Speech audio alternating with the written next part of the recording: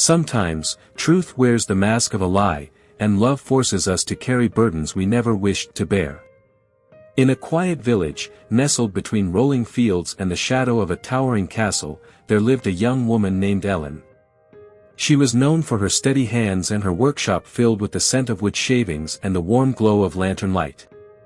Ellen had little wealth, but she carried within her a heart full of strength and compassion, a heart that would soon be tested in ways she could never have imagined. One morning, as dawn spilled gold across the rooftops, Ellen was bent over her workbench, smoothing the edge of a carved wooden toy.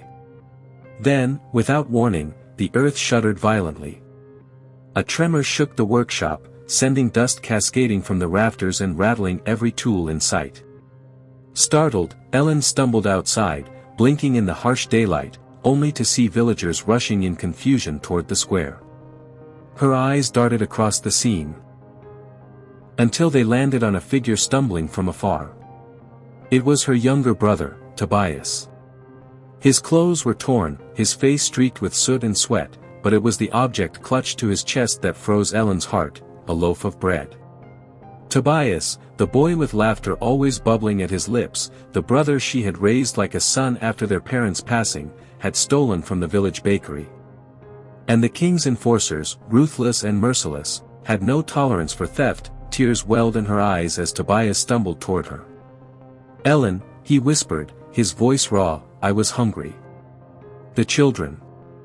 I couldn't watch them starve." He looked so small in that moment, though he was nearly grown.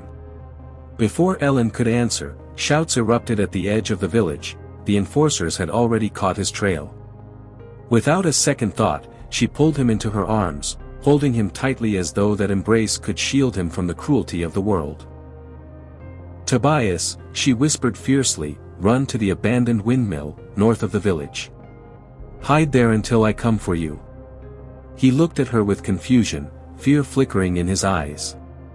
But her grip tightened, and with a final desperate hug, she pressed her lips to his ear. "I'll lie to them. They won't punish you. Please, go now." Reluctantly, Tobias turned and fled, his figure vanishing between rows of cottages. Moments later, the king's enforcers arrived, their black leather armor gleaming, their boots pounding against the earth like the drums of doom. "Where is the thief?" one barked, his scarred face twisting into a cruel sneer. Ellen swallowed hard, her heart pounding. The lie clawed at her throat, but for her brother's sake, she let it fall from her lips. "I saw him," she said softly, her voice trembling just enough to seem truthful. "He was badly injured, bleeding. I don't think he made it far. Perhaps he is already dead." The enforcers exchanged looks, then burst into harsh laughter. "Another fool who thought he could outrun us. Let the wolves have his bones." With that, they turned and left, their footsteps fading down the road. Ellen's knees gave way, and she collapsed against the doorway of her workshop, tears streaming down her cheeks. She had lied to protect Tobias. Lied to men who would kill without mercy. And though she had saved him, her heart was heavy with guilt. Days passed in uneasy silence. Tobias remained hidden, and Ellen carried her secret like a weight pressing on her chest. Each knock on the door made her jump. Each shadow passing her window made her fear the lie would be uncovered. And then, one morning, her dread became reality. The enforcers returned. But this time, they did not come empty-handed. Dragged between them, battered and bruised, was Tobias. A villager had tipped them off. Someone she had known all her life, someone who had shared bread and laughter with her, had betrayed her brother for favor or fear. Tobias of the village, the lead enforcer declared, his voice echoing across the square, caught in theft, caught in flight. He will face punishment. Ellen's heart shattered at the sight of her brother's wide, terrified eyes. She had promised him safety. She had failed. As the enforcers prepared to take him away, a sudden commotion rippled through the crowd. The thunder of hooves broke the air, and a rider emerged, a royal messenger, bearing the crest of the king himself. His presence silenced the square as he dismounted, his voice clear and commanding. "I have come to inspect the food stores of this village," he announced. "The king demands an account of every loaf, every grain. Let nothing be hidden, for deceit will be punished." The enforcers stiffened, caught off guard.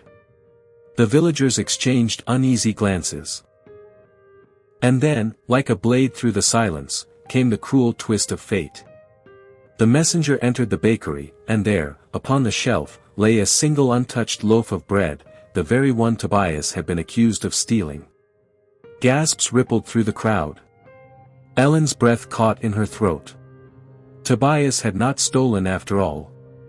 The truth unveiled itself like lightning across a stormy sky. The bakery owner, desperate to hide his dwindling supplies, had framed her brother to cover his own deceit. The messenger's eyes narrowed as he turned to the trembling baker. "You lied to your king. You condemned an innocent boy to punishment for your own greed." The villagers murmured in shock, anger rising in their voices. Tobias, still bound in ropes, lifted his head in disbelief as the enforcer's grip loosened. Ellen pressed a hand to her mouth, her heart breaking with both relief and shame. She had lied to protect him, believing he was guilty, when all along, he had been innocent. She had doubted her brother's goodness, even for a moment, and that doubt had nearly cost him everything. The baker fell to his knees, begging for mercy, but the messenger's voice was unyielding. "The king's justice will decide your fate. This boy will not suffer for your sins." With that, Tobias was released, his wrists raw from the ropes, but his spirit unbroken. He staggered toward Ellen, and she caught him in her arms, sobbing into his shoulder. The villagers looked on, some ashamed, some enraged, as the enforcers dragged the baker away. Tobias whispered, "You saved me, Ellen. You lied for me. You risked everything." She shook her head, tears spilling freely. "I should have trusted you. I should have known you would never steal. Forgive me, Tobias. I doubted you, and that is a wound I will carry forever." But Tobias only held her tighter. "You chose love over fear. And even in your doubt, you stood by me. That is enough." As the sun set over the village, painting the sky in shades of fire and gold, the lesson burned itself into every heart that had witnessed the day's events. Sometimes lies are told in love, sometimes truth is twisted by greed, but in the end, justice has a way of finding its path, because the greatest betrayal is not from the one who errs, but from the one who hides behind falsehoods for selfish gain. And the greatest love is not perfect trust, but the willingness to sacrifice, even when fear clouds the way. So tell me, dear listener, what would you have done? Would you have lied to shield the one you love, even if it meant carrying the weight of guilt? Or would you have spoken the truth and risked their life? Share your thoughts in the comments below. And if this story touched your heart, don't forget to like, share, and subscribe to Golden Folk Stories, where every tale carries a golden lesson.